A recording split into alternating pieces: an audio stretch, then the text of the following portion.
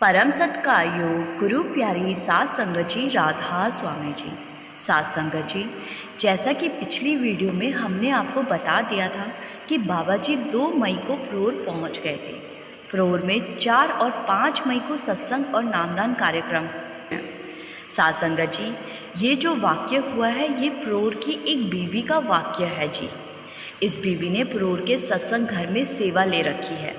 ये बीबी पिछली बार बाबा जी के दर्शन नहीं कर सकी थी, लेकिन इसके मन में बाबा जी के दर्शन की बड़ी चाह थी। इसने ये बात अपनी बेटी को भी बताई थी कि आज कैसे भी करके मैं बाबा जी से बात करूँगी, क्योंकि मेरे मन में बाबा जी से बात करने की बहुत तड़प हो रही है। तो जब ये बीबी 2 मई को प्रोर सत्संग घर अपनी ड्यूटी के लिए पहुंची, तो वहाँ इस बीवी की ड्यूटी मेन गेट से हटाकर पिछले गेट पर लगा दी गई और मेन गेट पर एक दूसरी बीवी की ड्यूटी लगा दी गई। जब इस बीवी को मालूम पड़ा कि इसकी ड्यूटी बदल दी गई है, तो ये अपने जत्थेदार से पूछने लगी कि मेरी ड्यूटी हमेशा मेन गेट पर होती है और आज बाबा जी भी इसी गेट से अंदर आते हैं। आपसे विनती है जी, मेरी ड्यूटी इसी गेट पर रहने दो। मुझे बाबा जी के दर्शन करने हैं और उनसे बात भी करनी है। तो जत्थेदार कहने लगा कि नहीं, आपकी ड्यूटी पिछले गेट पर ही लगाने का हुक्म है, इसलिए आप यहाँ से जाइए। ये सुनकर बीवी बड़ी उदास हो गई, क्योंकि बाबा जी के दर्शन करने का ये सबसे अच्छा मौका होता है। इस समय भीड़ भी नहीं होती और बाबा जी से थोड़ी बहुत बात भी हो जाती है। लेकिन मन को समझाते हुए ये बीवी उस मेन गेट को छोड़कर सत्संग घर के पिछले गेट पर चली गई।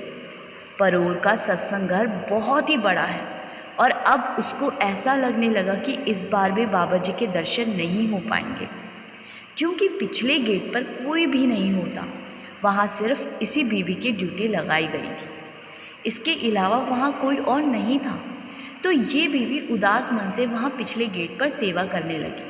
और साथ संगत जी, आगे जो आप सुनेंगे आप हैरान रह जाएंगे कि बाबा जी ने जब किसी को दर्शन देने होते हैं तो वो ज़रूर देते हैं। जब बाबा जी प्रोर पहुँचे तो बाबा जी ने पिछले गेट से जाने का फैसला किया और सत्संग घर में किसी को इसकी खबर नहीं हो सकी कि बाबा जी पिछले गेट से अंदर आएंगे। तो जब बाबा जी और उनकी सिक्योरिटी और उनके साथ के कुछ सेवादार पिछले गेट पर पहुँचे, तो ये नज़ारा जब बीवी ने देखा तो वो हैरान रह गई और दौड़कर गेट के पास पहुँच गई। बाबा जी के आगे आ गई तो सिक्योरिटी वाले ने बीवी को साइड होने की विनती की, लेकिन बीवी बाबा जी को देखकर रोए जा रही थी। बाबा जी ने सिक्योरिटी को इशारा किया कि बीवी को यहाँ आने दो। तो जब वो बीवी बाबा जी के सामने आई तो उसकी आंखें बही जा रही थी और वो कह रही थी कि हे मेरे सच्चे पातशाह, मैं धन्य हो गई। तो बाबा जी कहने लगे कि बीवी रो क्यों रही हो? तो बीवी कहने लगी कि बाबा जी, आपने मेरे मन की बात को सुनकर मेरी पिछले गेट पर ड्यूटी लगा दी, जिससे कि मैं आपसे बात कर सकूं और आपके दर्शन कर सकूं। तो बाबा जी ने कहा, बेटा, मैं सारी संगत को कहता रहता हूँ कि दर्शन तो हमें अपने अंदर करने हैं। मेरे दर्शन करने से ज़्यादा ज़रूरी है मालिक को अपने अंदर उतार कर देखो।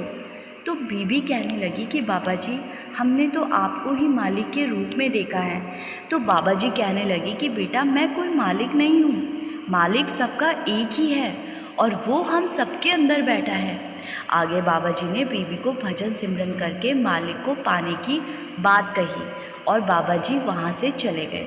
साथ संगत जी, कुछ लोगों का मानना होता है कि मालिक हमारी तभी सुनता है जब हम चीख चीख कर शोर मचाकर मालिक से अरदास करते हैं। लेकिन ऐसे चमत्कार जब हम सुनते हैं तो हमें समझ लेना चाहिए कि मालिक हमारे मन की आवाज़ को भी सुन लेता है। इसीलिए मालिक से अरदास करने के लिए हमें अपने मन की गहराइयों में उतरना है। मालिक एक चींटी की आवाज़ को भी सुन सकता है।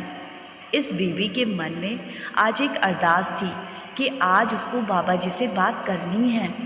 तो बाबा जी ने ऐसा खेल रचा कि उसकी ड्यूटी ऐसे गेट पर लगा दी जहाँ ज़्यादा भीड़ नहीं होती और वहाँ से बाबा जी से मिलना और बात करना आसान होता।